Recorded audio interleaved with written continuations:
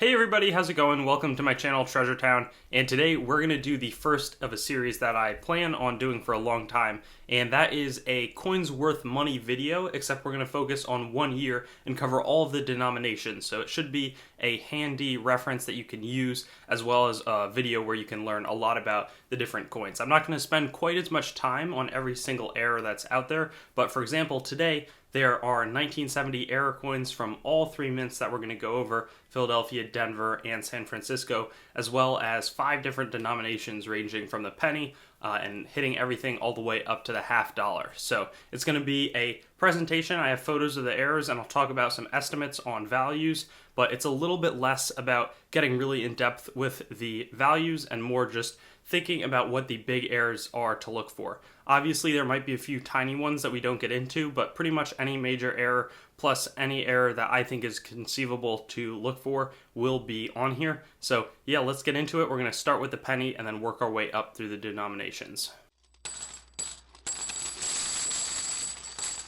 And like I said, the first is going to be the pennies, and then we're going to go through by the different mint marks. And then for this one, we actually have pennies, nickels, dimes, quarters, and $50 to look at. So there's definitely a lot to cover. The first one, though, is this 1970 double die obverse penny. And there's a couple different versions. This one is the most pronounced of them. You can see the doubling pretty much strongly in the N and the R. That's really the best place. It's also a little bit can be seen in the date, but there's also other versions. There's one where there's just a bar above the 7, and that's the only one. That would be worth a little bit less. Then in terms of the value on this one, an AU50 with clear photos of the error, I'd estimate that that would sell for about $30, while a Mint State 65 example would probably bring in the range of $80. And this goes for all of the errors, but a lot of these have markets that can change pretty quickly. So because they're so tough to find, it's often that either 2 or 3 people will really want a coin, or there's just one buyer looking to purchase, in which case, if you set it to a bid auction, not very many people would see it, and then it would go for a pretty low price. So you have to try to place an error once you have the clean photos with somebody that would appreciate the coin and want to collect different errors and varieties. The 1970 D penny is also going to be a double die. It's best seen in the We and In God We Trust. There's an extra peak there. You can see there's a little bit of a spread in the W and then as well in the E. And then also moving over to the date, there's also a little bit of that trace evidences of doubling. This one as well, AU50, $25, and Mint State 65, $75. Another one of these minor errors. We're going to get to some really major ones as we go along, but at this point, these are not super well-known ones. The 1970 S penny is really an error to look for. This is one of the ones people say, you got to know this one, and I tend to agree with that statement. It's super, super doubled. As you can see, the Liberty, the Trust, you can't miss it if you've got it, though you do want to look, I guess, a little bit closely. But the eyes are almost 100% separated. There's just clear delineation in the N. The Trust, same thing.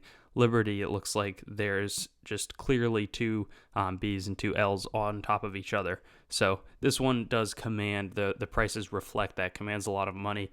AU50 coins are selling around the $800 mark, while Mint State 65 is a $15,000 coin. If you have something like this, I'd really recommend it getting authenticated, just because with errors like this, I've seen that they sell a lot better on the big ones when they've been certified. The other thing about this is that it's not like a proof or mint set error.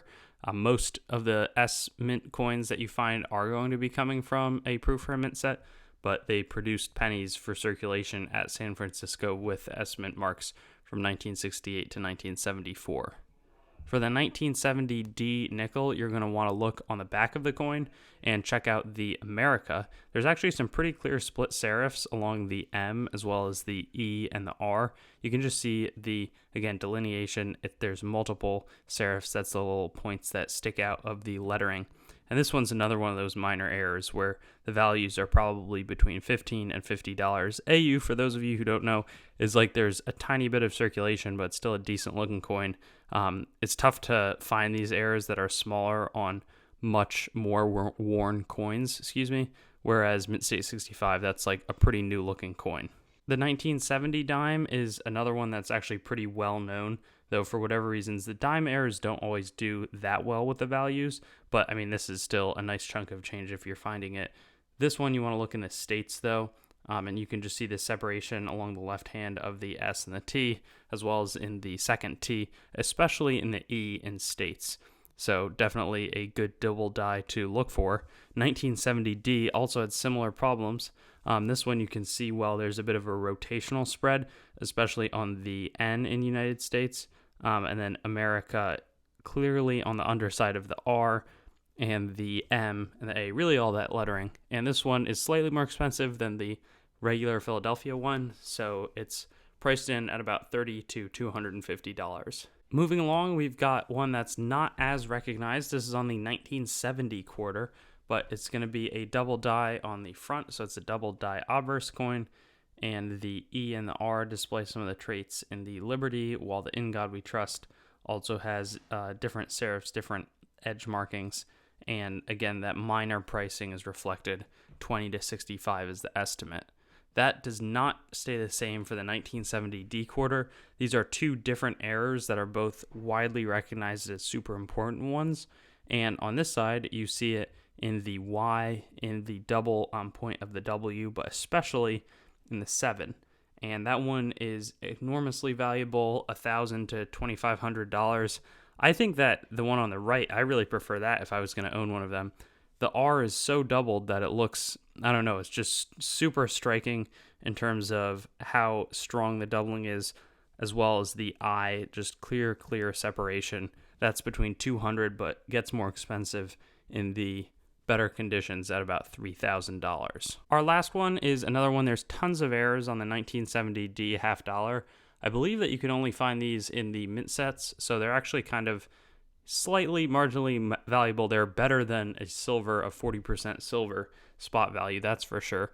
But there's some that have small doubling in the stars. They don't really present that well. This one I found has some clear doubling on the inside of the C as well as in the loop of the R.